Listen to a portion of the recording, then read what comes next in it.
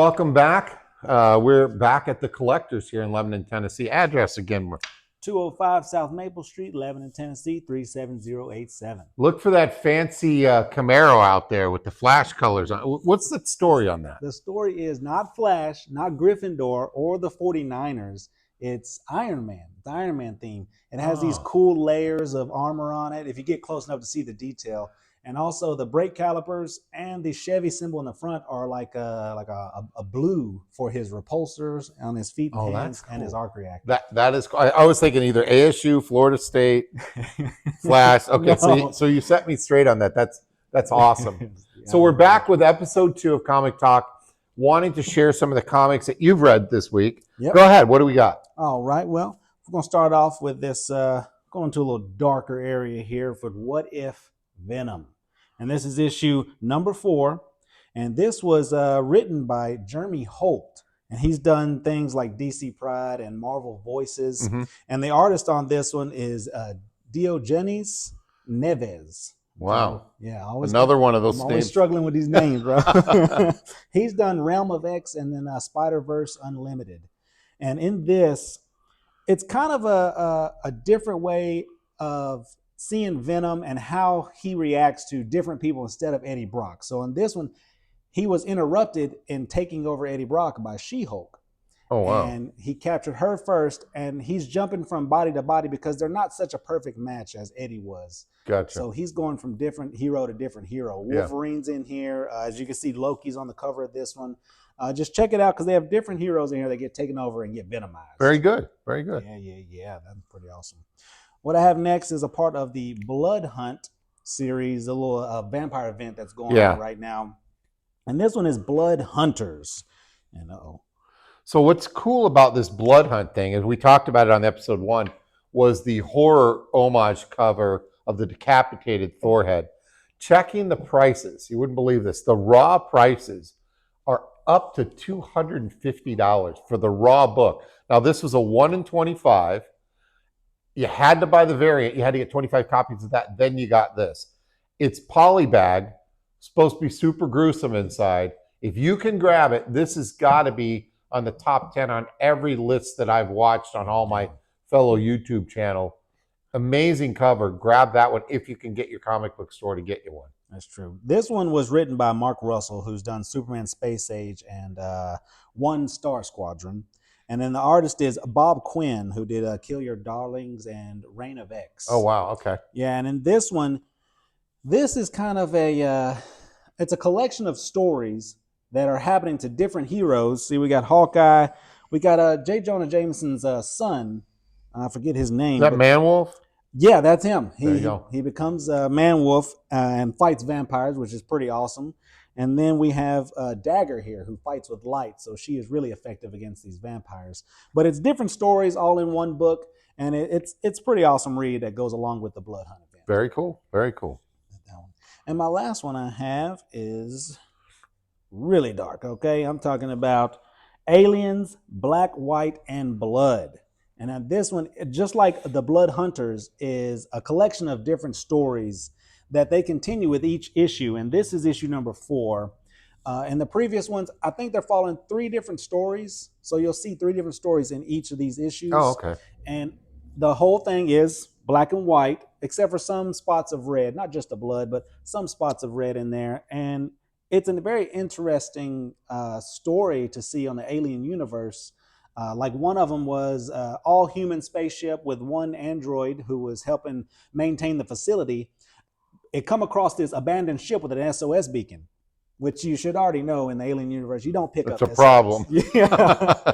Well, they did, and aliens invaded this huge, and it's a huge ship. Imagine the size of like the Halo ring from the Halo game. Wow. And it's full of people, and they're having to shut down quadrants because the aliens spreading too fast. It's a pretty interesting story, so I would recommend checking it out. That's cool. I got to tell you, yesterday, Netflix dropped Madam Web this week. And so having zero expectations to watching it, I did watch it. My wife and I watched it. And I actually liked it. And I don't know if because it was the expectations were so low, but it was actually kind of cool. Now, there are all kinds of technical glitches. The audio, for for Ezekiel does not match up. Sometimes his mouth is completely closed, and there's his voice going. But it wasn't as bad as everyone said. Okay. And I'll have to admit, I didn't mind Morbius either. So I don't know. It was okay. Check it out. Let me know what you think. It was good. Let me show you some stuff that I'm doing. This is second print of XMen 97. Now, I've grabbed every variant I could of issue 1, which this reprints. Great stuff. Follows along. It brings up great memories of me watching this with my kids when the original 92 stuff aired. Really great cover work. Grab these if you want. I've been slabbing them because I have that slab addiction. So it's just a fun book to display. The other one that I would say grab now is the giant size, and if you can see the thickness of this book, giant size Doom #1. There's about 3 or 4 variant covers on this. Great stuff. Doom's always popular. Grab that while you can. Doom's pretty good. Yeah, always good. Speaking of the XMen 97, Yeah, have you watched the new series? I love it. I absolutely love. Watched. I get up at 5 and 6 in the morning on a Wednesday. I usually fly back from Dallas and turn it on, and it has not disappointed one time. I hope everybody is on XMen 97. If you haven't seen it, it's amazing. It not only takes you back to your childhood if you were young enough to watch it back then or old enough to watch it back then and had kids, but you don't have to see the old X-Men to catch up with this. You can, and I recommend it, but you can jump right in with episode 1. Great stuff. And then even more fun is to kind of look on YouTube and some of the Reddit stories about how they got that story, because most of them were canon in some sort of way in the books at the time. So they've incorporated things. I just picked up a 9/8 of the first Onslaught appearance in X-Men, which they're leaning toward that's what's going to happen in X-Men 97, some of the speculation. So with that, that's our comics this week. We want to do a little giveaway for you here at the shop. And what we're going to do is we're going to put these, until we get our stickers in, these fancy drawings. That's right, hand drawn. And that one is very fancy. That's Brandon drawing Batman. We're going to put them on the back of some of the comics in the back issue section. If you find that, just come on in the shop. If you find it, we're going to have 3 of them in there. The comic book is yours for free. So come on down. Address again? 205 South Maple Street, Lebanon, Tennessee. And go through these comics over here. Take a look. It's yours for free, right? That's right. The other thing that we're going to do, and we'll show this starting on next episode. Listen, we just started out. I think we have three subscribers. So thank God bless you for that. But if we get to the 100 subscriber, and we'll announce how you're going to do it. Something with putting your name in the comments, sharing, that sort of thing. We're going to be giving away an art print signed by the artist, probably a Spider-Man comic cover by Otley, and it's nice. It's yours for free. Once we hit that 100 subscribers, we will actually do that on our show and pick the winner, and hopefully it's you. That's so cool. With that, shall we go to the slab vault? Whoa. Wait 1 second. 1 second. Before we go to the slab vault, I want to talk about a Funko Pop I got this week. Let's hear it. That I'm really impartial to animes. I'm an anime watcher. Okay. And one of them come out this week that I've been waiting on for a while. It's from an anime called Bleach.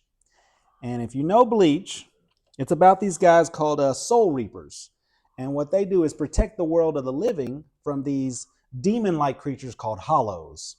And one of the main guys in there is Kisuke Urahara. And he is kind of like a scientist. And he's kind of like a Batman of this universe, because he always has these contingency plans. And he's always prepared. And if he's not prepared, he just has these ways of getting out of sticky situations. So Kisuke Urahara is here in the shop today. And he's only $12. So yeah. There you go. Come get it. Now, how many do you have? Oh, I've got plenty. Plenty of them. Come on down, grab this. I'm not an anime guy. I've tried it. I think I'm in the generation that missed it. But it looks cool. So trust Brandon on this one. Cool stuff with that. And also coming out Friday, May 17th, is the new Lorcana. Okay, the new Lorcana pack. Ursula is back, and she is going to be raising all kind of heck in this new trading card game. It's the next series of the Lorcana. It's very popular Very cool. Disney Yeah, it is. trading card game. So check that out in the shop. We're going to have plenty of these for you guys. So be here on opening, man, because these things are selling. They're fast. They're gone. Grab them quick. They're here and they're gone. 17th. Yep. Okay. Tomorrow. Yeah, that's right. Friday the 17th. Okay, good. And I say we take our trip to the slab vault. We're going to the slab vault. We'll be right back.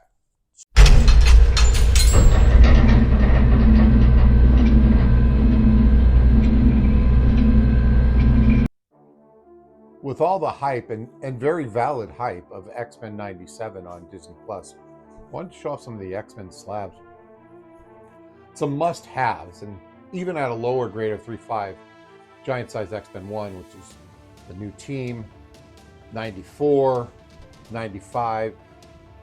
One that's been catching a lot of attention is the graphic novel. So it's, if you look up Marvel graphic novel number 5, it is X-Men God Loves, Man Kills. This is an amazing read. It's a 9.8. It really takes on the social issues that the X-Men were taking on, and great stuff. Of course, you get the Phoenix one. And then this one is the X-Men Annual 14. And if anybody knows why this is important, some people call it the very first appearance of Gambit. It does, I believe, have 15 panels of Gambit in it. Now, if we look over here, let me just grab one. This is considered the real first appearance. And this is signed by Chris Claremont and Jim Lee. Gambit. There you go. That's it from the slab vault. We'll take it back to the collectors.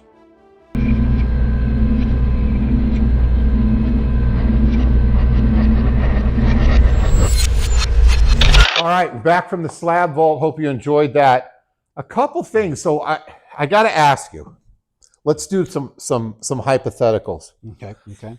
When you think about X-Men 97 right now, and they're going up against Bastion, right? Yes.